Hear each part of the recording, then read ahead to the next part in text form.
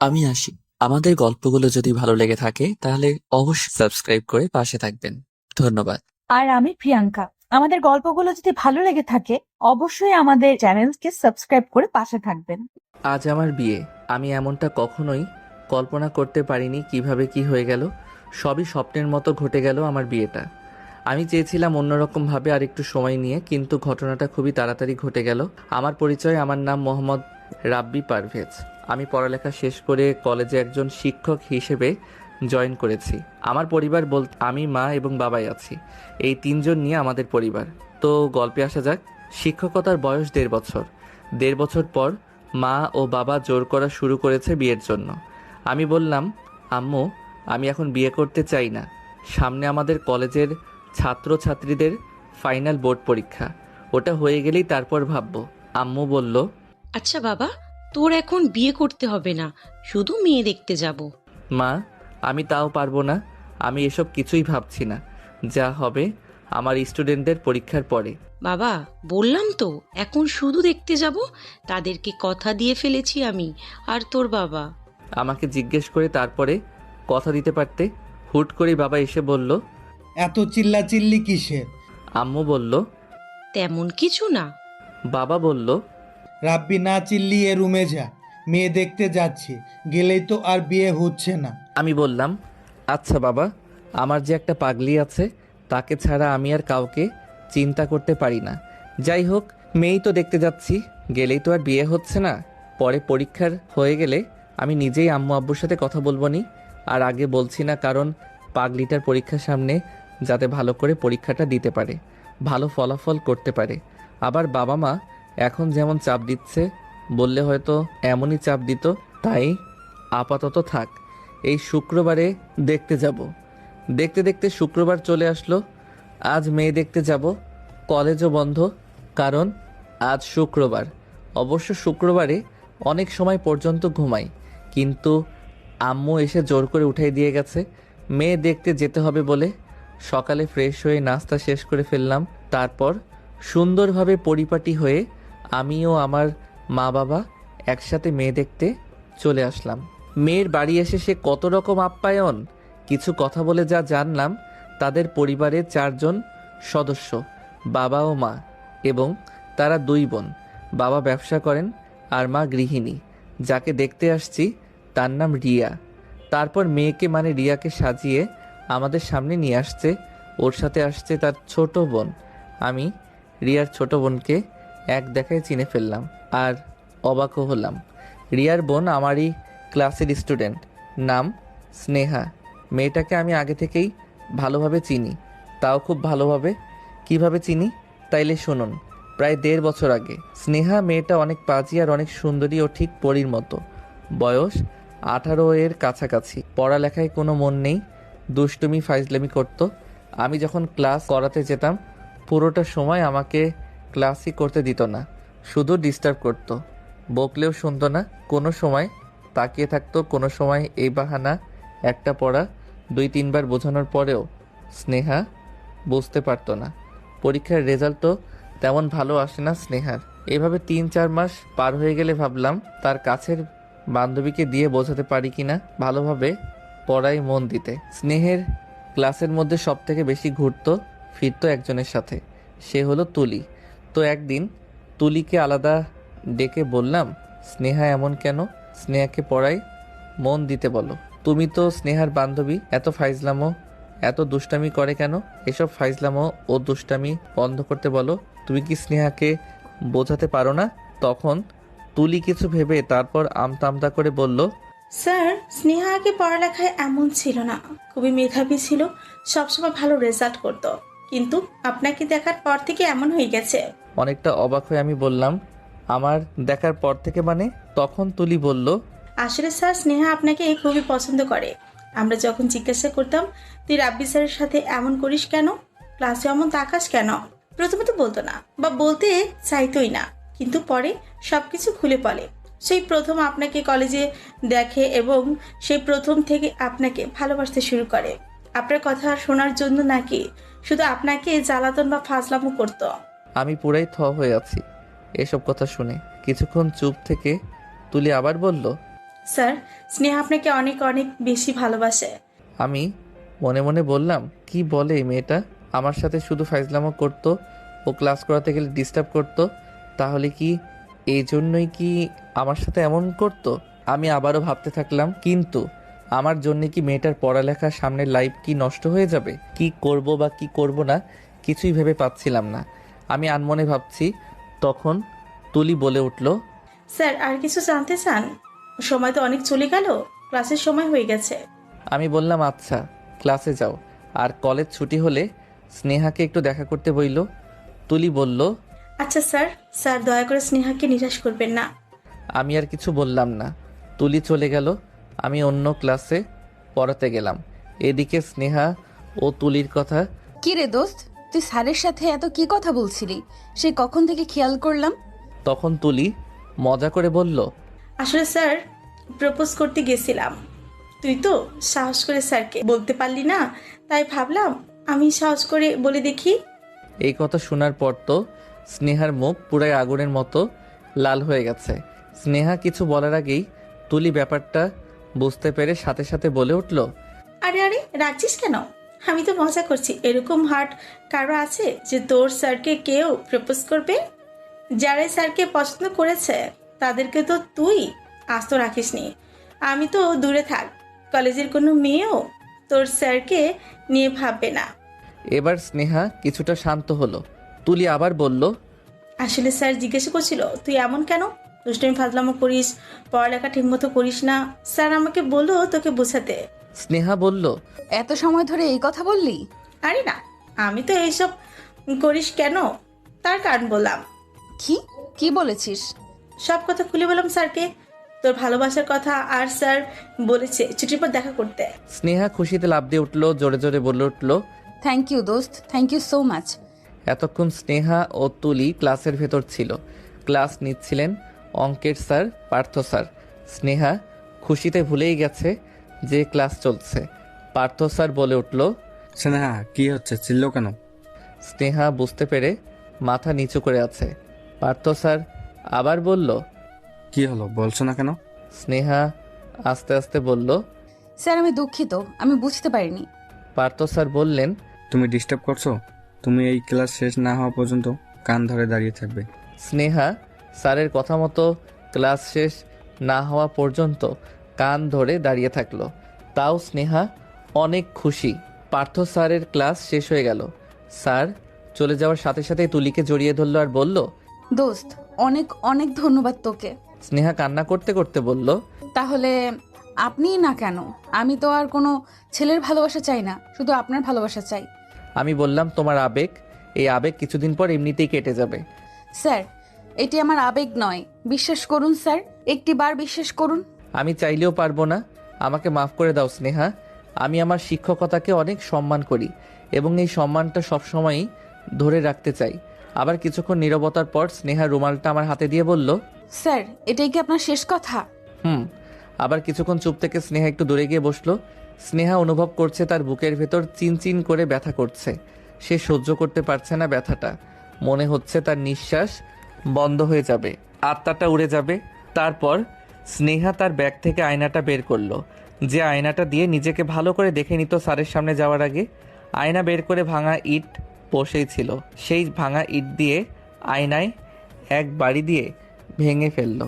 বড় একটা আয়নার টুকরো দিয়েই সাথে সাথে হাতের টান দিয়ে দিল। জোরে আহ বলে উঠল। আমি শব্দ শোনার পরে স্নেহার দিকে তাকাতেই দেখি গ্লাসের মতো একটা দিয়ে হাতে টান দিয়ে জোরে আহ করে উঠল। আমার মাথায় কাজ করছিল না। স্নেহা কি করলো এটা? আমি স্নেহার কাছে যেই দেখি রক্ত বেরোচ্ছে অনেক। স্নেহা চোখ বন্ধ করে আছে। আমি ওর হাত ধরে বললাম, স্নেহা কি পাগলামি করছো? স্নেহা বলল, স্যার আমার খুব কষ্ট হচ্ছে, আমার বুকে চিনচিন ব্যথা হচ্ছে, মনে হচ্ছে নিঃশ্বাস বন্ধ হয়ে যাবে। আমি শান্তি চাই স্যার, এই কাটা তো কিছুই না আমার মনের ভেতরের কষ্টের কাছে। প্লিজ স্যার, দয়া করে আমাকে মুক্ত হতে দিন। আমি আর কিছু না বলে স্নেহাকে জড়িয়ে ধরলাম আর ওর হাত আস্তে করে নিয়ে রুমাল দিয়ে বেঁধে দিলাম আর বললাম, আমি তোমাকে আমার সবটুকু দিয়ে আগলে রাখার চেষ্টা করব। স্নেহা আমার বুকের ভিতর মুখ লুকিয়ে হাউমাউ করে কাঁদা শুরু করলো। কেঁদো না পাগলি, তোমার মুখে কান্না মানায়। এবার স্নেহা শক্ত করে জড়িয়ে ধরলো, আরও কান্নার গতি বাড়িয়ে দিল। আমি স্নেহার মাথাটা উঠিয়ে কপালে একটা চুমু দিয়ে বললাম, চলো ডাক্তারের কাছে, অনেক রক্ত বের হয়ে গেছে। স্নেহা বলল, না স্যার, আপনি এখন ভালোবাসা দেখাচ্ছেন। কালকে যদি আবার আমাকে ভালো না বাসেন, আমি সারা জীবন এভাবে এখানেই থাকবো। তাই বলে আবার জড়িয়ে ধরল। আমি একটু মুচকি হাসি দিয়ে আবার উঁচু করে চোখের পানি মুছে দিয়ে কপালে একটা চুমু দিয়ে স্নেহার হাতটা আমার হাতে রেখে বললাম, এই কথা দিলাম, আমি মরার আগ পর্যন্ত তোমাকে ছেড়ে যাব না। আমাকে বিশ্বাস করো স্নেহা। স্নেহা একটা হাত দিয়ে আমার মুখ চেপে ধরে বলল, খবরদার, আর একবারও কিন্তু এমন কথা বলবেন না, তাইলে কিন্তু আমার থেকে খারাপ আর কেউ হবে না। তাই বলে আবার চোখের পানি ফেলতে লাগলো। আমি আবার চোখের পানি মুছে দিয়ে বললাম, এত পানি কিভাবে বের করো? জানি না স্যার, কষ্ট দিলে তো বের হবেই। আচ্ছা বাবা, আর বলবো না, চলো ডাক্তারের কাছে। স্যার, আপনি কিন্তু আমাকে কথা দিয়েছেন, এই জন্যই আমি ডাক্তারের কাছে যেতে রাজি হচ্ছি। আমি বললাম, পাগলি, আমি তোমার সব কথাই রাখবো, এই কথা দিলাম। তারপর দেখলাম স্নেহা মুচকি হাসি দিল। তারপর স্নেহাকে নিয়ে ডাক্তারের কাছে গেলাম। কাটা জায়গায় খুব ভালো করে ব্যান্ডেজ করে নিয়ে আসলাম। স্নেহা এখন বাসায় যাও, অনেক দেরি হয়ে গেছে, তোমার আব্বু আম্মু তোমাকে নিয়ে অনেক চিন্তা করবেন। স্নেহা বলল, আচ্ছা স্যার, আপনার নাম্বারটা দেন। আমি বললাম, আচ্ছা এই নাও। আমি নম্বরটা দিয়ে দিলাম স্নেহাকে। দেওয়া শেষে বিদায় দিয়ে চলে গেল। আমিও বাসায় চলে আসলাম। আম্মু এসে বলল, আজ এত দেরি কেন হলো? আম্মু তেমন কিছু না, লাইব্রেরিতে কিছু কাজ বাকি ছিল, তাই একটু দেরি হয়ে গেছে। আম্মু বলল। ও আচ্ছা। তারপর আমি রুমে চলে আসলাম। মাথায় খালি ঘুরপাক খাচ্ছে, মেয়েটা আমাকে কতই না ভালোবাসে, আমার জন্যে কি করে বসলো। ওদিকে স্নেহা বাসায় গেল, কাটা জায়গায় ওড়না দিয়ে বাসায় ঢুকলো। স্নেহার আম্মু স্নেহাকে বাসায় ঢুকতে দেখে বলে উঠল, কিরে স্নেহা, আজ বাসায় আসতে এত দেরি করলি কেন? স্নেহা বলল, আসলে আম্মু, তুমি তো জানো আমার পড়ালেখার অবস্থা এখন একটুও ভালো না, তাই বান্ধবীদের সাথে কলেজ শেষ করে একটু কলেজ মাঠে বসে পড়ছিলাম। স্নেহার আম্মু বলল, তুই মাঝে এমন হয়ে গেছিলি যে আগের মতো পড়ালেখা ঠিকভাবে করতি না। আজকে কি এমন হলো যে আবার পড়তে মন চাইছে? কি যে বলো না আম্মু, মন চাইছে তাই পড়তেছি। তুমি কি চাও না যে আমি আগের মতোই পড়ালেখা করি? স্নেহার আম্মু বলল, কেন চাইবো না? অবশ্যই তোর পড়ালেখা যাতে ভালো চলে তাই চাইবো। স্নেহা বলল। তাহলে এত প্রশ্ন করো না তো। তারপর ওখান থেকে রুমে চলে আসলো স্নেহা। রুমে এসে দরজা লাগিয়েই লাফাতে লাগলো, নাচতে লাগলো, কারণ আজ তার মনের মানুষকে নিজের করে নিতে পেরেছে।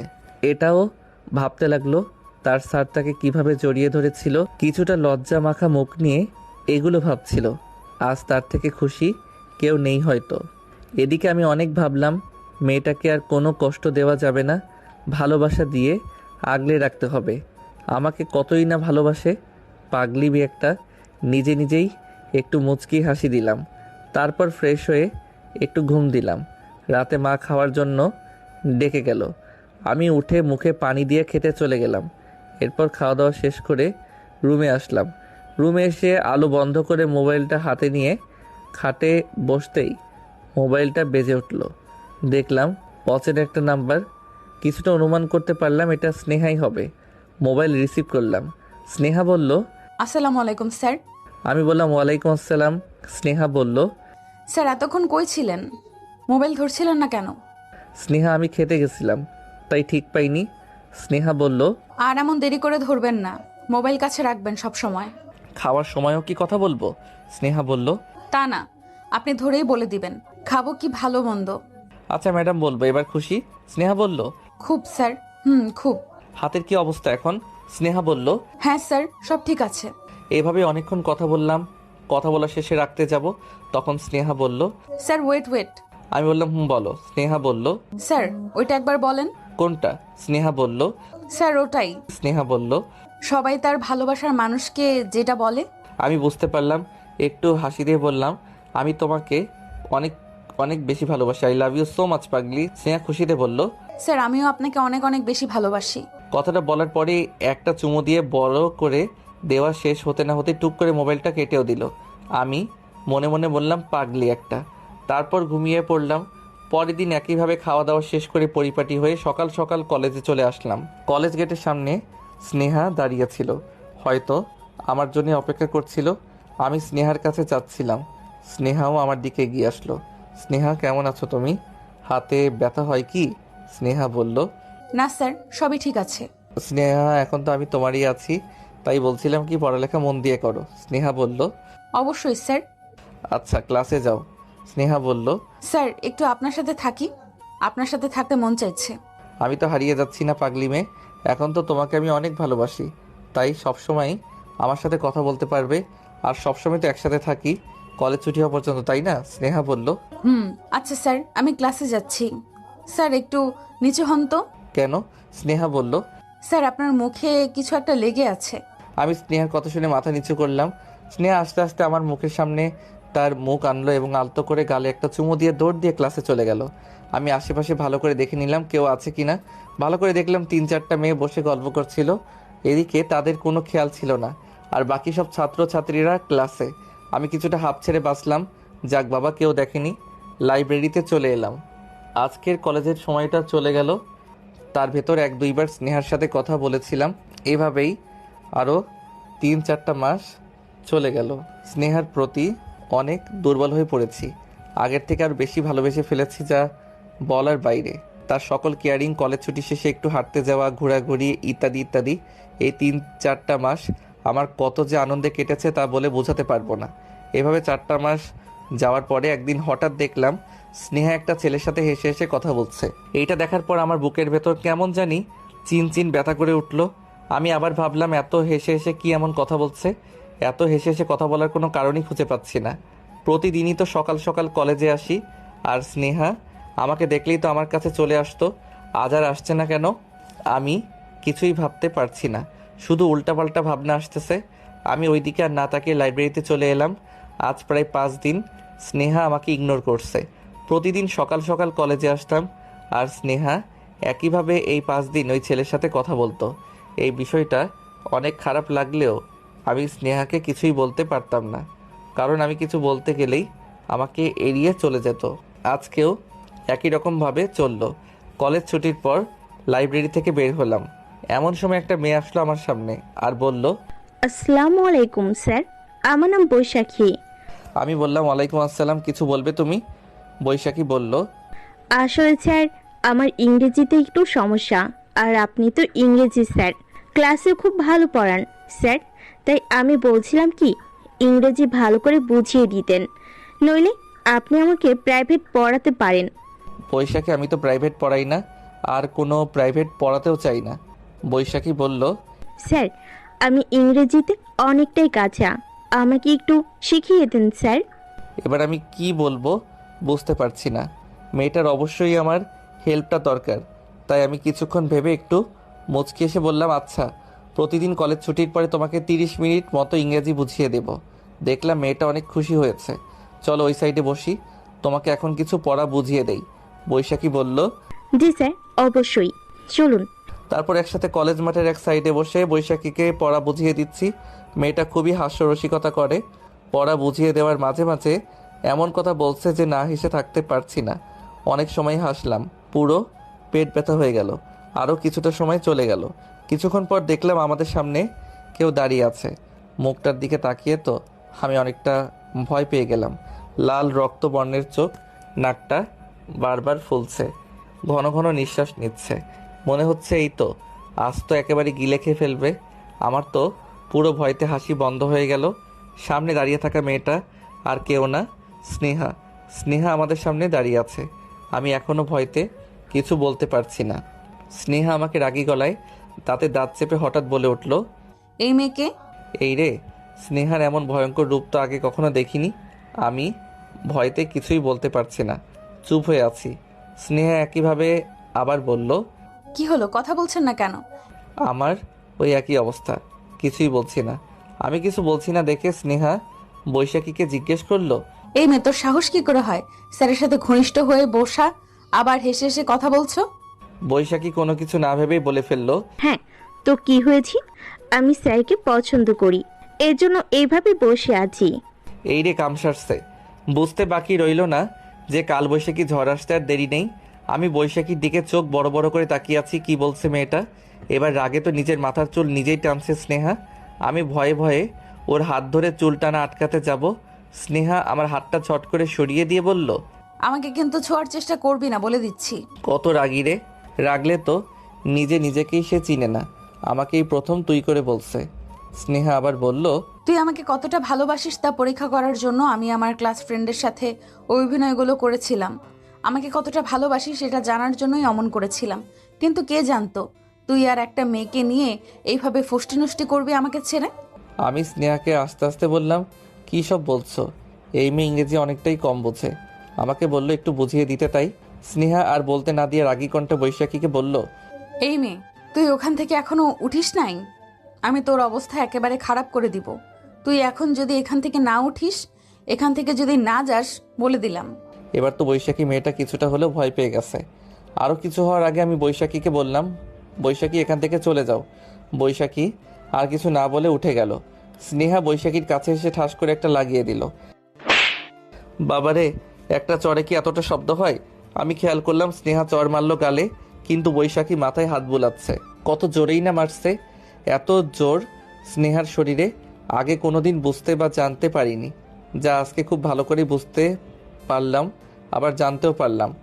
স্পষ্ট স্নেহা বৈশাখীর গালে 5টা আঙ্গুলের দাগ বসে গেছে, চোখ দিয়ে পানিও বের হচ্ছে।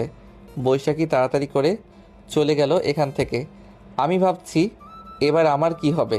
স্নেহা অন্যদিকে ঘুরে আছে, চুল টানতে টানতে একেবারে এলোমেলো হয়ে গেছে, পাগলিদের মতো দেখাচ্ছে। আমি কি করব কিছু ভেবে না পেয়ে বুকে এক গাদা সাহস নিয়ে স্নেহার সামনে গেলাম। স্নেহা এখনো রেগে আছে। আমাকে স্নেহা বলল, এখান থেকে এক্ষুনি চলে যা, তোর ভালোর জন্য বল। আর কিছুই বলতে না দিয়ে স্নেহাকে শক্ত করে আমার সাথে জড়িয়ে 4 ঠোঁট এক করে দিলাম। আমার পিঠে ঘুষি মারছে আর ছাড়ানোর চেষ্টা করছে, কিন্তু পারছে না। 4-5 মিনিট পর দেখলাম আর মারছে না, ছাড়ানোর চেষ্টাও করছে না। এবার আমার সাথে রেসপন্স করতে থাকলো। বুঝতে বাকি রইল না যে স্নেহার রাগ কমে গেছে। এভাবেই আরও 4-5 মিনিট পর ঠোঁট ছেড়ে দিলাম। এখন দুজনই হাঁপাচ্ছি। একটু শান্ত হয়ে আমি স্নেহাকে বললাম, সত্যি বলছি পাগলি, আমি তোমাকে খুব ভালোবাসি। এই 5 দিন আমার কেমন কেটেছে তা কেবল আমি জানি। আমারও বুকের ভেতর চিনচিন ব্যথা করতো, খুব কষ্ট হতো আমার। আমি যে তোমাকে পাগলের মতো ভালোবেসে ফেলেছি। আর ওই মেয়েটা আমাকে বলল সে নাকি ইংরেজি তেমন ভালো পারে না, অনেক জোর করছিল, তাই একটু বুঝিয়ে দিচ্ছিলাম। বিশ্বাস করো পাগলি, তাছাড়া আর কিছু না। দেখলাম স্নেহা কান্না করে দিচ্ছে আর বলছে, সব আমারই ভুল, কেন যে আপনাকে পরীক্ষা করতে গেছিলাম। আমি ওর চোখ মুছে ওকে বললাম, কি করলে তুমি একটু হাসবে?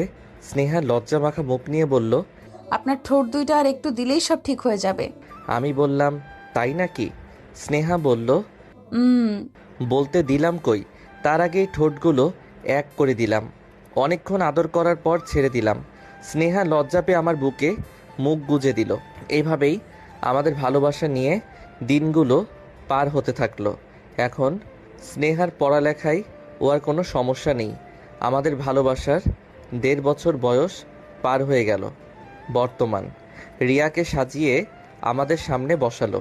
আমি রিয়ার দিকে একবারও তাকাচ্ছি না, আমার চোখ শুধু স্নেহার দিকে। স্নেহা মনে হয় এই বুঝি কেঁদে দিবে ভাব। এই দিকে আব্বু আম্মু কি বলছে কিছুই শুনতে পারছি না। আমি শুধু ভাবছি এবার তো স্নেহা আমাকে ভুল বুঝবে, এটা সেটা ভাবছি শুধু। কিছুক্ষণ পর আম্মু ডাক দিল। আম্মু বলল, কিরে রাব্বি, কই হারাইলি? কোনো যে কথা বলছিস না। আম্মুর কথা আমি কিছুই বললাম না। এবার আব্বু বলল হবু শ্বশুরকে। বিআই সাহেব, বলছিলাম যে রাব্বি বলছিল তার কলেজের বোর্ড পরীক্ষার পর বিয়ে করবে। হবু শ্বশুর বলল, কি বলেন না বিআইন, কোনো সমস্যা নেই। আব্বু বলল, এখন ওর কথা বাদ দিয়ে আমি বলছিলাম যে সামনের শুক্রবারেই ঘরোয়াভাবে আপাতত বিয়েটা দিয়ে দেই। সে ততদিন এখানেই থাকবে, আর রাব্বির কলেজের বোর্ড পরীক্ষাটা শেষ হলে তারপর না হয় ধুমধাম করে নিয়ে যাব। আমি তো চরম পর্যায়ে অবাক হয়ে গেলাম। বাবা কি বলছে আমি হ্যাঁ কি না সেটাও না শুনে একেবারে বিয়ের কথা বলে দিল। এদিকে স্নেহা রুমে চলে গেল। রুমে এসে কান্না করতে থাকলো। স্নেহা ভাবতে পারছে না যে তার স্যার তাকে এভাবে ঠকাবে। তাহলে কি স্যার স্নেহাকে ঠকালো? অন্যদিকে আমি সবার সামনে কাউকে কিছু বলতেই পারছি না। অনেকটা সময় কথা বলল তারা। সব শেষে বাসায় আসলাম। এসে রুমে যেয়ে স্নেহাকে কল দিতে লাগলাম, কিন্তু ওপাশ থেকে রিসিভ করছে না। অনেকবার চেষ্টা করলাম, তাও ধরছে না। আরও কয়েকবার কল দেওয়ার পরে কলটা রিসিভ করলো। আমি স্নেহার কান্নার আওয়াজ শুনতে পেলাম। হেঁকচি দিতে দিতে কান্না করছে। আমি স্নেহাকে বললাম, এই পাগলি, একটু শুনো। তখন কান্না করতে করতে স্নেহা বলল, কি বলতে চান আপনি? আমাকে বোকা বানিয়ে আমাকে ঠকিয়ে আপনার তো ভালোই লাগছে। স্নেহা, আমি সত্যি জানতাম না আব্বু এমন কিছু করবে। আমাকে জোর করে নিয়ে গেছিল শুধু দেখতে যাবে বলে। স্নেহা বলল, থাক, আর মিথ্যা সাফাই দিতে হবে না, সুখে থাকবেন আপনি, রাখি। বলেই কেটে দিল আর মোবাইলটাও বন্ধ করে রাখলো। কল দিলেই শুধু সংযোগ নেই বলে। আমি আর সময় নষ্ট না করে আব্বু আম্মুর রুমের সামনে এসে বললাম, আব্বু আম্মু আসতে পারি? আম্মু বলল, আয় বাবা, কিছু বলবি তুই? আম্মু। তারপর আব্বু আম্মুকে আমার আর স্নেহার বিষয়ে সব খুলে বললাম। সব কিছু বলার পরে আব্বু বলল, আগে আমাকে বলতে পারতি, আমি কি তোর বিপরীতে যেতাম? আসলে বাবা, তোমরা এটা শোনার পর চাপ দিবে বিধায় আর বলি নাই। সামনে তোর পরীক্ষা, মানে ভেবেছিলাম ওর পরীক্ষা শেষ হলেই তোমাদেরকে জানাবো। আব্বু বলল, চিন্তা করিস না বাবা, আমি দেখছি। আমি ভাবছি পাগলিটা কি করছে, ভুলভাল আবার কিছু করে না বসে। এভাবেই চিন্তা করতে করতে সন্ধ্যা হয়ে গেল। এখনও স্নেহার সাথে কথা বলতে পারলাম না। পাগলিটা কি করছে এখন? আমি রুম থেকে বেরিয়ে আসলাম। আম্মু রান্নাঘরে কাজ করছে মনে হয়, আর আব্বু সোফায় বসে আছে। আব্বুকে আমি বললাম, আব্বু স্নেহার মোবাইল বন্ধ, ওর নম্বর ছাড়া ওদের বাসার আর কারো নম্বর নেই। তুমি একটু কল দিয়ে দেখো তো সব ঠিক আছে কি না। আব্বু বলল, আচ্ছা বলছি। তাই বলে আব্বু মোবাইল করলো স্নেহার আব্বুকে। প্রথমবার কল দিল কিন্তু কেউ রিসিভ করলো না।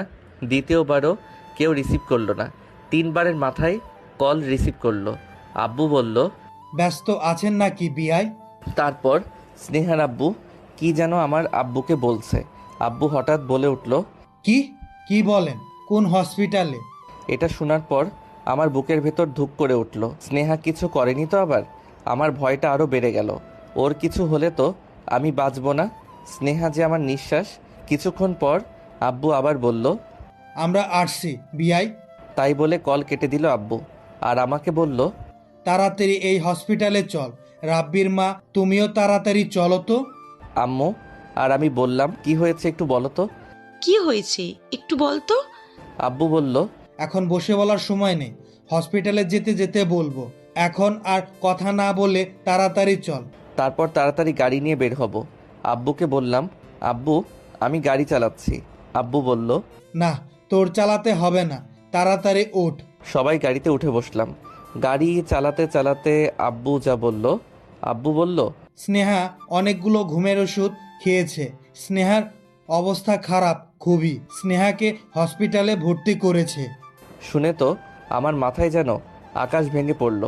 নিঃশ্বাস নিতে কষ্ট হচ্ছে, চোখ অঝরে পানি বের হচ্ছে। কেন করলে তুমি এরকম? সব কিছু ঠিক করতে একটু সময়ও দিতে চাইলে না? তুমি তো এটা খুব ভালো করেই জানো যে আমি তোমাকে কতটা ভালোবাসি। তুমি ছাড়া আমি অস্তিত্বহীন। একটা ভুলের জন্যে এত বড় একটা ভুল সিদ্ধান্ত নিয়ে অনেক বড় একটা কাজ করে ফেললে। আচ্ছা, তুমি কি এই কাজ করার আগে একটুও কি ভাবোনি যে স্যার তোমারই পাগল, একটু সময় দেই, দেখি সব কিছু গুছিয়ে নিতে পারেন কি না? তার আগেই এমন একটা কাজ করে ফেললে। পুরোটা পথ চুপ থেকে এই কথাগুলো ভাবছি আর চোখ দিয়ে অঝরে পানি ফেলছি। স্নেহার কিছু হলেই তো আমি মরেই যাব।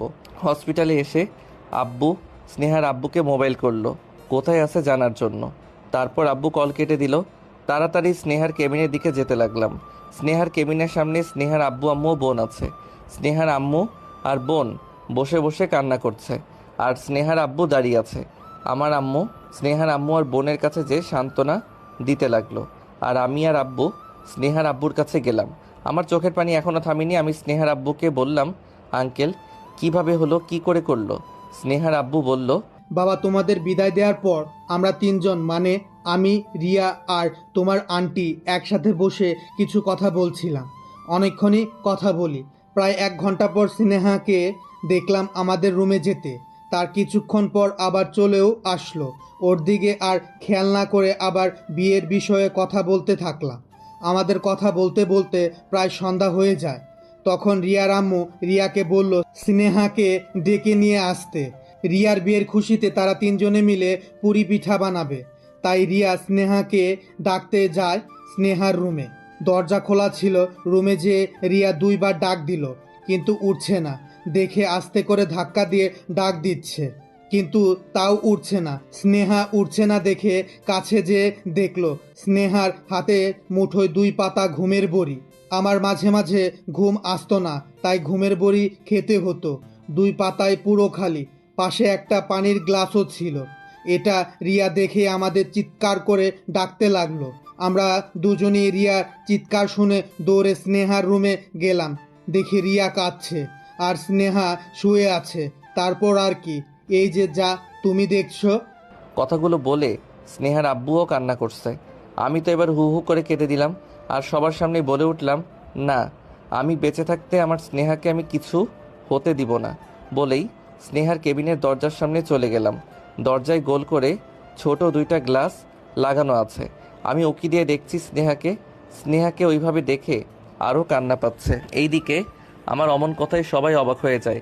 আমার আব্বু বিষয়টা বুঝতে পেরে সবাইকে আমার আর স্নেহার সব কথাগুলো বলে দেয়। তাছাড়া আমাকে জোর করে নিয়ে গেছিল রিয়াকে দেখতে। সেই কথাগুলো সবাইকে বুঝিয়ে বলে আব্বু। কথাগুলো সবাই শোনার পরে বিষয়টি বুঝতে পারল। তারপর স্নেহার আব্বু আমার কাছে এসে আমার কাঁধে হাত রাখলো। আমি ঘুরে দেখলাম স্নেহার আব্বু। আমি কাঁদতে কাঁদতে স্নেহার আব্বুকে বললাম, আঙ্কেল, স্নেহার কিছু হলে তো আমি বাঁচব না, ওকে যে আমি কতটা ভালোবাসি। স্নেহার আব্বু বলল, চিন্তা করো না বাবা, আমরা সবাই আছি তো। স্নেহার কিছু হবে না, তুমি শুধু আল্লাহর কাছে দোয়া করো। এভাবে 4টা দিন কেটে গেল, কিন্তু এই 4টা দিনে একবারও স্নেহার জ্ঞান ফিরেনি। আমার অবস্থাও করুণ হয়ে গিয়েছে। এই কয়দিন আমি কিছুই খেতে পারিনি, শুধু পানি ছাড়া। আর কেউ খাওয়াতেও পারিনি, একেবারে শুকিয়ে গিয়েছি। শরীরটা পুরো দুর্বল হয়ে পড়েছে। আমাকে কেউ খাওয়াতে আসলে আমি একটা কথাই বলেছি, স্নেহার জ্ঞান না ফেরার আগ পর্যন্ত আমি কিচ্ছু খাবো না। পুরো 4 দিন কেটে গেল। আমি বসে বসে স্নেহার মাথায় হাত বুলিয়ে দিচ্ছি আর ওর মুখের দিকে তাকিয়ে আছি। ঘুমন্ত অবস্থায় কত নিষ্পাপ লাগে। আমি স্নেহার মাথায় হাত বুলিয়ে দিচ্ছি আর এসব ভাবছি। কিছু সময় পর স্নেহা কিছুটা নড়ে উঠল। আমি ভালোভাবে খেয়াল করলাম স্নেহা নড়তেছে। আমি অনেকটা খুশি। স্নেহাকে বললাম, স্নেহা, এই স্নেহা। আবার একটু নড়ে আমার দিকে তাকালো। আমি আবার বললাম, স্নেহা, এই দেখো, আমি তোমার স্যার। তারপর স্নেহা আমাকে বলল, এখানে কেন? আমি ছাড়া আর কে থাকবে? স্নেহা বলল, আমি আপনাকে দেখতে চাই না, আমার চোখের সামনে থেকে আপনি চলে যান। কথাগুলো শুনে আমার চোখের পানি পড়তে শুরু করলো। আমি বললাম, আমার কথাটা একটু শুনো। স্নেহা বলল, আমি আপনার কোনো কথাই শুনতে চাই না, দয়া করে চলে যান এখান থেকে। আমি আর কিছু না বলে উঠে চলে আসলাম বাইরে। তারপর সবাইকে জানিয়ে দিলাম স্নেহার জ্ঞান ফিরে আসছে। আমার স্নেহার মা বাবা স্নেহাকে দেখতে গেল। কেবিনের ভেতর স্নেহাকে দেখে স্নেহার আম্মু কান্না করে দিল, সাথে স্নেহার নিজেও। স্নেহার আম্মু বলল, মা, তুই এইটা করার আগে আমাকে তো একটু বলতে পারতি তুই আর রাব্বি একে অপরকে ভালোবাসিস। স্নেহা চোখের পানি ফেলতে ফেলতে বলল, আম্মু, আমি কিভাবে বলতাম সে আমাকে ভালোবাসা দেখিয়ে আমাকে ছেড়ে আরেকজনকে বিয়ে করতে চলে এসেছে, তাও আবার আমারই বড় বোনকে। সে যদি আমাকে সত্যিই ভালোবাসতো তাহলে কি সে আরেকজনকে বিয়ে করতে চাইতো আমাকে ছাড়া? বলো মা। এই কথাগুলো শোনার পর আমার আম্মু বলে উঠল, আসলে মা, আমার ছেলে তোমাকে অনেক ভালোবাসে। সামনে তোমার ফাইনাল পরীক্ষা ছিল, তাই আমাদের কিছু বলে নাই তোমার বিষয়ে। তারপর আম্মু একে একে সব কথা খুলে বলল স্নেহাকে। স্নেহা এই কথাগুলো শুনে বলল, আম্মু, আমি তো অনেক বড় ভুল করে ফেললাম, তাকে ভুল বুঝলাম। আম্মু, তোমরা একটু বাইরে যাও, স্যারকে একটু পাঠিয়ে দাও। তারপর সবাই বাইরে চলে আসলো আর আমাকে আবার ভেতরে যেতে বলল। আমি ভেতরে গেলাম, একটু দূরে দাঁড়িয়ে রইলাম। স্নেহা বলল, নিজের কি হাল করেছেন? আমি কিছু বললাম না। আবার স্নেহা বলল, আপনি এত বেখেয়াল কেন? আমার মনে হচ্ছে আপনি ইচ্ছে করে আমাকে কষ্ট দেওয়ার জন্য নিজেই নিজেকে এই অবস্থা করেছেন। এটা বলে ডুকরে কেঁদে উঠল স্নেহা। আমি সাথে সাথে স্নেহার কাছে যেয়ে আমিও কাঁদতে কাঁদতে স্নেহার কপালে, গালে, ঠোঁটে অনেক চুমু দিলাম। আমি বললাম, তুমি এটা করার আগে একটু ভাবনি যে তোমার স্যারের কি হবে? স্নেহা বলল, স্যার, আমার খুব কষ্ট হচ্ছিল, তাই সহ্য করতে না পেরে এটা করেছি। এবার না জেনে না বুঝে আর এমন করবে না, নাইলে কিন্তু আমিও একেবারে অনেক দূরে। বলতে দিল কই, আমার ঠোঁটে তার ঠোঁট দিয়ে চুমু এঁকে দিতে থাকলো। 3-4 মিনিট পর ছেড়ে দিয়ে বলল, আর জীবনে কখনোই এমন কথা মুখে আনবেন না। আর এখন বাইরে যেয়ে আপনার আব্বু আম্মুকে ডেকে নিয়ে আসেন। আমি স্নেহার কথা মতো সবাইকে কেবিনে ডেকে নিয়ে আসলাম। স্নেহা তখন তার বাবাকে বলল, বাবা, আমি স্যারকে বিয়ে করতে চাই। স্নেহার আব্বু কিছুটা বেশম খেলো, মেয়েটা বলে কি, আর বাকিরা হালকা হাসছে। স্নেহার আব্বু বলল, মা তুই আগে সুস্থ হ, তারপর এইসব বিষয় নিয়ে কথা বলবো। স্নেহা বলল, না বাবা, এখানেই বলো। স্নেহার আব্বু বলল, আচ্ছা দিব, এখন আগে সুস্থ হও। আর কয়টা মাস পর তো তোর পরীক্ষা, পরীক্ষা শেষ হলেই তোর স্যারের সাথে তোকে বিয়ে দিয়ে দিব। স্নেহা বলল, আমি ওকে এই শুক্রবারেই বিয়ে করতে চাই। স্নেহার আব্বু বলল, কি বলছিস? এই একদিন পর তোকে কিভাবে বিয়ে দেব? একটু তোর সময় লাগবেই। স্নেহা বলল, আব্বু, আমি কিছু শুনতে চাচ্ছি না। স্নেহা কি হলো বুঝলাম না। আমি স্নেহাকে বললাম, স্নেহা তোমার তো সামনে পরীক্ষা, পরীক্ষাটা শেষ হলে আমি তোমাকে আমার কাছে নিয়ে চলে আসব। স্নেহা বলল, আমার কথা না শুনলে কিন্তু এর থেকে আরো বড় কিছু করে ফেলবো। আমি তো চুপ হয়ে গেলাম। স্নেহার আম্মু বলে উঠল, না মা, তুই যা বলবি তাই হবে। তারপর কিছু কথা হলো। সেদিন হসপিটাল থেকে স্নেহাকে রিলিজ করে নিয়ে আসলাম স্নেহাদের বাসায়। স্নেহাকে বাসায় রেখে আমরাও চলে আসলাম আমাদের বাড়ি। স্নেহা অবশ্য আসতে দিচ্ছিল না, আমি একটু বুঝিয়ে আসতে হলো। একদিন পর তো একসাথেই থাকবো। কোনো রকম রাতটা কেটে গেল। পরের দিন বিয়ের কিছু কাজ করতে হবে। কয়েকজন মেহমানদের কল করে আসতে বললাম। বিকাল টাইমে এক এক করে সব মেহমানরা চলে আসতেছে। কিছুটা নিরিবিলি হয়ে স্নেহাকে কল করলাম। মোবাইলটা রিসিভ করলো। আমি বললাম, পাগড়ি এখন কেমন আছে? আরই কি করছো? স্নেহা বলল, একদম ফুরফুরে আছি, আর কাল তো আমাদের বিয়ে, তাই একটু ঘর বাড়ি গুছিয়ে নিলাম। তুমি তো এখনো ভালো করে সুস্থ হওনি। স্নেহা বলল, স্যার, আপনাকে বললাম তো আমি একেবারে ফুরফুরে আছি। সেটা তো আর মুখ দিয়ে বললেই হয় না। স্নেহা বলল, এসব কথা বাদ দেন তো। আচ্ছা স্যার, আমি না আপনাকে অনেক মিস করছি। আপনি আমাকে মিস করছেন না? আমি হেসে বললাম, আমি কেন তোমাকে মিস করব? স্নেহা বলল, আপনি আমাকে একটু মিস করছেন না, নাকি রাগের জন্য বলছেন? এই না, আমি তোমাকে তোমার থেকে বেশি মিস করছি। স্নেহা বলল, নাকি আবার আমাকে খুশি করার জন্য বলছেন? সত্যি বলছি পাগলি, খুব মিস করছি তোমাকে। তারপর আরও অনেকক্ষণ কথা বললাম স্নেহার সাথে। 1 ঘন্টারও বেশি কথা বললাম। এত কথা বলতে পারে মেয়ে মানুষ? মোবাইল রাখতেই চাইছে না। কথা বলা শেষ করে বেডে শুয়ে আছি। শুয়ে শুয়ে ভাবছি আমি স্নেহাকে কতটা ভালোবেসে ফেলেছি। আমাকেও তো স্নেহা পাগলের মতো ভালোবাসে। আমাকে পাওয়ার জন্য আমার পাগলিটা অনেক কষ্ট করেছে। এইভাবে ভাবতে ভাবতেই রাত হয়ে গেল। আম্মু এসে ডেকে গেল খাবার খেতে। আমি উঠে ফ্রেশ হয়ে খাবার খেতে চলে আসলাম। সবাই মিলে খাবার খাচ্ছি। খালা খালু, চাচা চাচি, মামা মামি, ফুপা ফুপি সবাই মিলে খাচ্ছি আর টুকটাক কিছু কথা বলা বলি করছি। এক পর্যায়ে সবার খাওয়া শেষ হলো। রুমে চলে আসলাম, এসেই ঘুমিয়ে পড়লাম। পরের দিন আজ আমার বিয়ে, তাও আমার ছাত্রীর সাথে। অবশ্য আমি আমার ছাত্রীকে অনেক ভালোবাসি। আমরা সবাই এখন স্নেহাদের বাড়িতে। স্নেহাদেরও তেমন বেশি মেহমান দেখলাম না। কিছুক্ষণ পর স্নেহাকে নিয়ে আসলো বধূ সেজে। লাল বেনারসি শাড়ি পরিয়ে নিয়ে আসলো স্নেহাকে, মাথায় ঘোমটা দেওয়া। এমনভাবেই স্নেহাকে দেখতে খুবই ভালো লাগছে। স্নেহাকে আমার পাশে বসিয়ে দিল। এখন যে মনের ভেতর ফিলিংসটা কেমন জানি হচ্ছে। কিছুক্ষণ পর কাজী সাহেব বিয়ে পড়াতে শুরু করলেন। কাজী সাহেব প্রথমে আমাকে কবুল বলতে বললেন। আমি 3 বার কবুল বলে দিলাম। তারপর কাজী সাহেব স্নেহাকে কবুল বলতে বললেন। স্নেহা ও 3 বার কবুল বলে ফেলল। স্নেহা কবুল বলা শেষে সবাই একসাথে আলহামদুলিল্লাহ বলে উঠল। এখন আমি ও আমার ছাত্রী মানে আমার স্নেহা পুরোপুরি স্বামী আর স্ত্রী। এবার বিদায় দেওয়ার পালা। স্নেহা কান্না করছে। স্নেহার আব্বু স্নেহার হাতটা আমার হাতের উপর দিয়ে কিছুটা কান্না স্বরে বলল, বাবা, আজ আমি আমার কলিজার টুকরাকে তোমার হাতে তুলে দিলাম। বাবা, তুমি আমার মেয়েকে কখনো কষ্ট দিও না, ওর খেয়াল রেখো। আব্বু আপনি একটু চিন্তা করবেন না, এখন থেকে ওর সব দায়িত্ব আমার। আমি ওকে সবসময় দেখে শুনে রাখবো, আগলে রাখবো। আব্বু আপনি শুধু আমাদের জন্য দোয়া করবেন। এইভাবে একে একে সবার কাছ থেকে বিদায় নিয়ে স্নেহাকে নিয়ে আমরা সবাই বাসায় চলে আসলাম। বিয়ে শেষ করে আসতে আসতে রাত।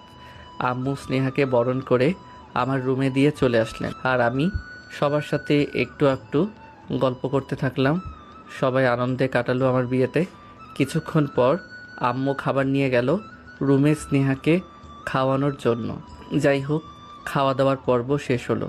সবার সাথে আরেকটু গল্প করে রুমে চলে আসলাম।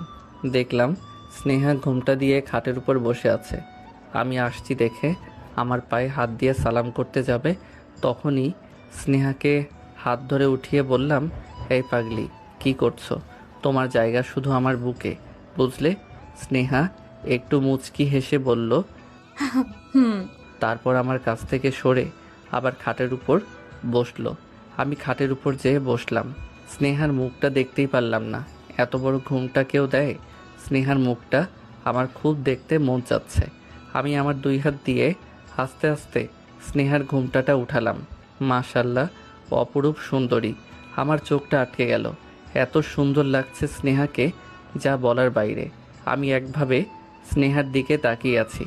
স্নেহা আমাকে এমনভাবে তাকিয়ে থাকাতে লজ্জা মাখায় মুখ নিয়ে বলল। স্যার, এভাবে কি দেখছেন? আমিও কিছুটা লজ্জা পেলাম আর বললাম, তোমাকে অনেক সুন্দর লাগছে। অনেক বললেও কম হয়ে যাবে। দেখলাম স্নেহার মুখটা লাল হয়ে গেল লজ্জায়। আমি একটু স্নেহার মুখের দিকে এগিয়ে গেলাম। স্নেহার কপালে একটা আলতো করে চুমু খেলাম।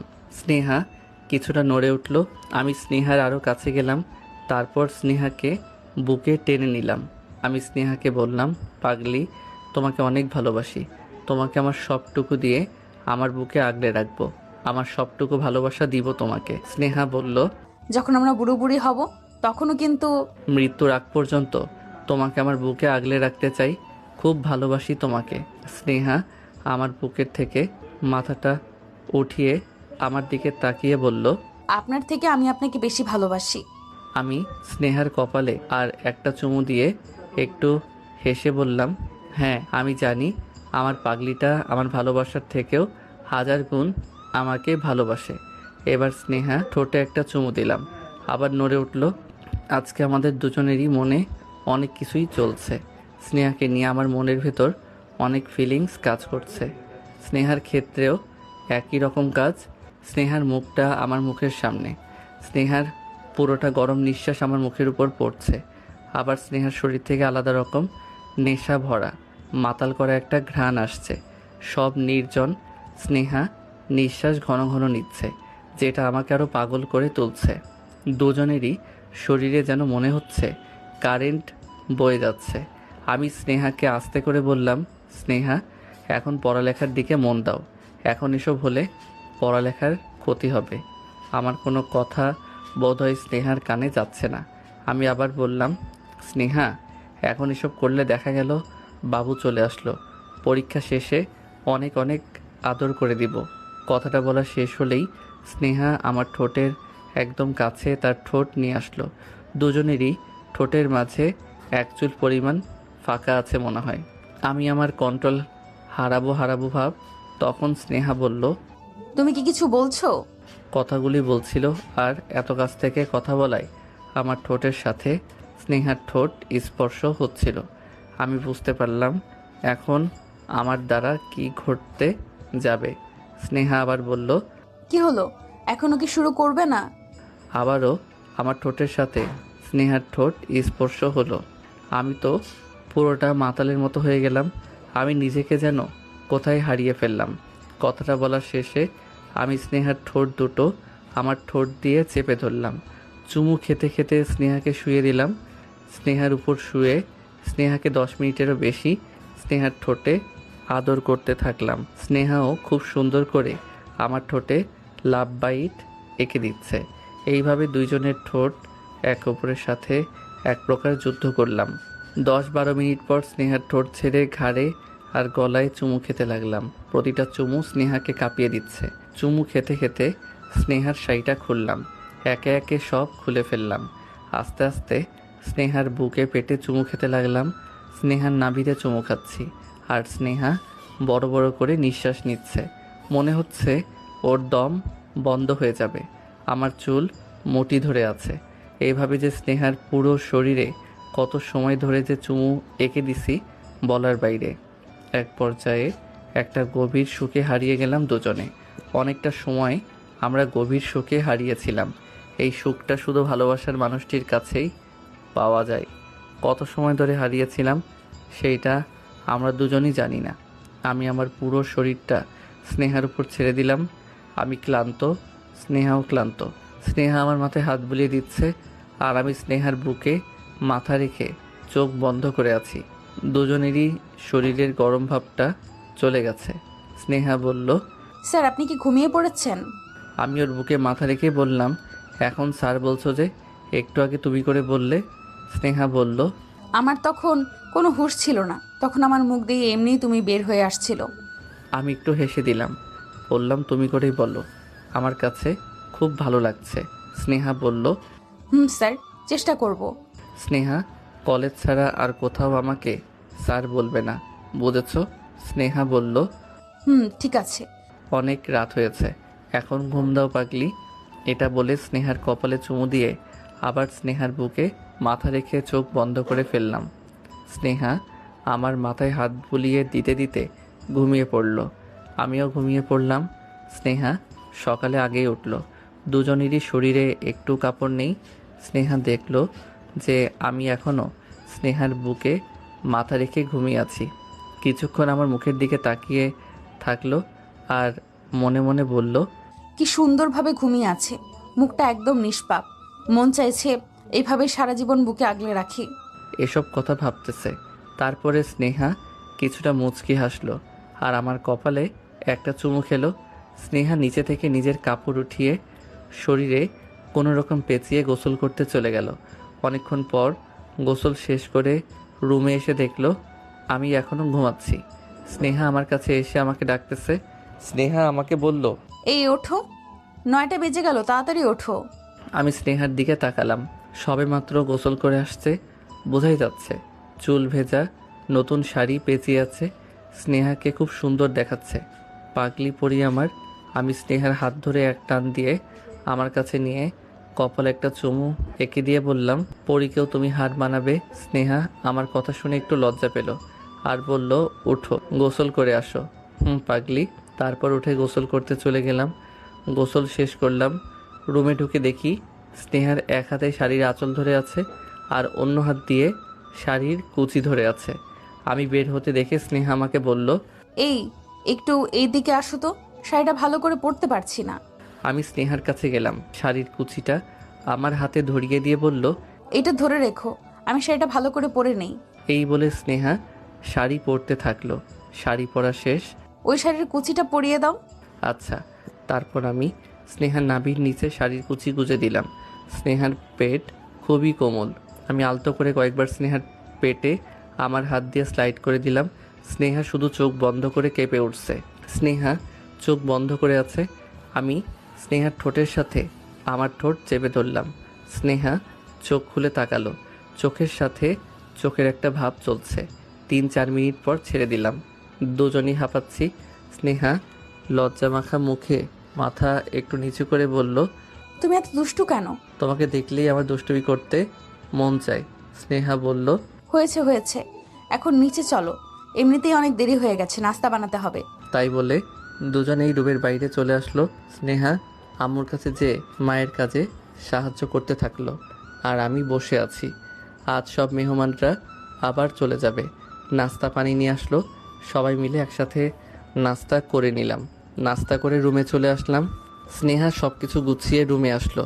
আমি শুয়ে মোবাইল চাপতেছি। আমি শুয়ে আছি দেখে স্নেহা দরজা লাগিয়ে আমার কাছে এসে আমার বুকের উপর মাথা রেখে শুয়ে পড়ল। আমার বুকে স্নেহা মাথা রেখেই বলল, একটু মোবাইল রাখো, এখন গল্প করব। তাই বলে মোবাইল কেড়ে নিল। কি করছো? স্নেহা বলল। যা দেখছো তাই এখন গল্প করো। কি বলবো? স্নেহা বলল। কিছু একটা বিষয় বলো। হুট করে কি বলবো? তুমি বলো। আচ্ছা, আমিই বলছি। কিছুক্ষণ স্নেহা ভাবলো আর বলল, আচ্ছা, তুমি আমাকে কতটা ভালোবাসো? আমি একটু হেসে স্নেহার মাথায় হাত বুলিয়ে দিতে দিতে বললাম, এত ভালোবাসা তোমার কল্পনাতেও ধরবে না, এতটা। স্নেহা বলল, তুমি তো প্রথম প্রথম আমাকে বকাঝকা করতে, প্রথম ভালোবাসার কথা বললে তুমি তো না বলে দিয়েছিলে। আমি বললাম, আরে পাগলি, তুমি তো আমার ক্লাসের ছাত্রী ছিলে আর আমি তোমার শিক্ষক ছিলাম।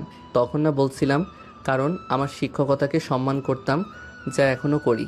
আর তখন যদি সব ছেলেমেয়েরা জেনে যেত তোমার আর আমার ভালোবাসার কথা, তাহলে আমার শিক্ষকতায় আঙুল উঠত, আমার শিক্ষকতা অসম্মান হতো।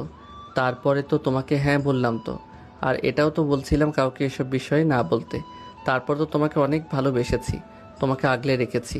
তোমার সাথে ঘোরাঘুরি, তোমার সব কথা মেনে নেওয়া।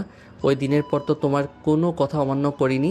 আর কয়দিন আগে যেটা হয়েছিল, তোমার বোনকে দেখতে যাওয়া, এর পুরো ঘটনা তো আব্বু আম্মু বলেছিল। তোমাকে আমি আমার নিজের থেকেও বেশি ভালোবাসি। স্নেহা কান্না করছে। আমি স্নেহার কান্না মুছে দিয়ে বললাম, আরে পাগলি আমার, কান্না করছো কেন? তোমার চোখের পানি আমার সহ্য হয় না। আর কান্না করবে না, বুঝেছো পাগলি? স্নেহা কান্না স্বরে বলল, আমি তোমাকে অনেক ভালোবাসি, তাও তোমাকে শুধু ভুল বুঝি। আমাকে মাফ করে দাও তুমি। আরে পাগলি, মাপ চাইছো কেন? আমি জানি তো যে তুমি আমাকে কতটা ভালোবাসো। তুমি আমাকে এতটাই ভালোবাসো যে তুমি আমাকে হারানোর ভয়ে এমনটা করো। এটা বলে স্নেহাকে শক্ত করে বুকের সাথে জড়িয়ে ধরলাম। স্নেহা আমাকেও শক্ত করে জড়িয়ে ধরলো। এইভাবেই যেতে লাগলো দিনগুলো। স্নেহাকে আমার সাথে করে প্রতিদিন কলেজে নিয়ে যাই, আবার আমার সাথে করেই নিয়ে আসি। কলেজের সব শিক্ষক ও সব ছেলেমেয়েরা জানে যে স্নেহা আমার বউ আর আমি স্নেহার স্বামী। আমি স্নেহাকে বাসায়ও পড়াই যাতে করে ভালো রেজাল্ট করে। প্রতিদিন স্নেহাকে অনেক ভালোবাসা ও আদর দিতে হবে। একরকম জীবনের একটা রুটিন হয়ে পড়েছে। আমাদের মাঝে রাগ অভিমান সবই হয়। বেশি রাগ অভিমান স্নেহাই করে, আর এই রাগ অভিমানগুলো আমার আদর ভালোবাসা দিয়ে ভাঙতে হয়। এভাবেই দিন কাটতে লাগলো। স্নেহার পরীক্ষাও শেষ হয়ে গেল। এখন স্নেহার আপাতত পড়ালেখা নেই, তাই সবসময় বাসায় আম্মুর সাথে রান্নাবান্না করে। আর আমি প্রতিদিনের মতো সকালে কলেজে আর বিকালে বাসায় চলে আসি। আমি কলেজ থাকাকালীন সময়ে স্নেহা কল দিবে আর আম্মুর সাথে সারাদিন এই নিয়ে ও নিয়ে গল্প করবে। কোনো কোনো সময় বাসায় আসতে একটু লেট হলে স্নেহা আমাকে বকাঝকা করে, আমাকে শাসন করে। স্নেহার পরীক্ষার রেজাল্টও খুব ভালো হয়েছে, গ্রেড পয়েন্ট নিয়ে শীর্ষে স্থান পেয়েছে। হঠাৎ এই 2-3 ধরে স্নেহার শরীর কেমন জানি খারাপ করছে, বমি বমি ভাব, মাথা ঘোরা, ঠিক মতো না খাওয়া। স্নেহাকে হাসপাতাল নিয়ে জানতে পারলাম আমি বাবা হব। সেদিন বাসায় এসে স্নেহাকে কোলে নিয়ে কত নাচানাচি করেছি। তারপর স্নেহার সব কিছুর খেয়াল রাখা শুরু করলাম। প্রতিদিন খাওয়াই দেওয়া, প্রতিদিন স্নেহাকে গোসল করানো। 5 বছর পর বাবা, তুমি এত দেরি করে আসতো কেন? আজ আমার কলেজ থেকে আসতে অনেক দেরি হয়ে গেছে। কলিং বাজালে আম্মু এসে দরজা খুলে দিল। আমি বাসায় ঢুকতেই আমার 4 বছর বয়সের ছেলে দৌড়ে এসে আমার কোলে উঠে আমার গালে একটা চুমু দিয়ে কথা বলল।